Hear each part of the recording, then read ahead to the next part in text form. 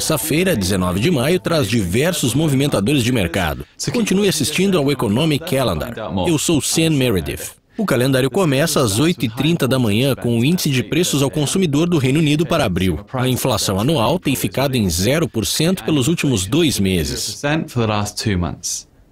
O aguardado sentimento econômico ZU da Alemanha para maio segue às 9. O índice ficou menor do que o esperado em abril, registrando sua primeira queda em 6 meses. A versão final do índice de preços ao consumidor da zona euro para abril sai neste mesmo horário.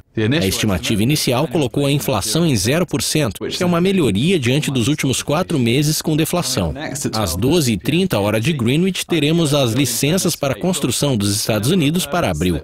O número de licenças caiu em março do 1,1 milhão do mês anterior. O presidente do Banco do Canadá, Stephen Poloz, fará um aguardado discurso às 13h30 na Câmara do Comércio em Charlottetown. A aguardada estimativa preliminar do PIB do Japão para o primeiro trimestre sai às 11h50. A economia japonesa voltou a crescer no último trimestre de 2014, mas o crescimento não foi o suficiente para reverter 2 trimestres de recessão. E por último, à 00h30, teremos a confiança do consumidor Westpac da Austrália. O índice caiu em abril antes da divulgação do orçamento em maio. Esses são os anúncios importantes de terça-feira. Nosso próximo calendário cobrirá os principais anúncios de quarta-feira. Até mais!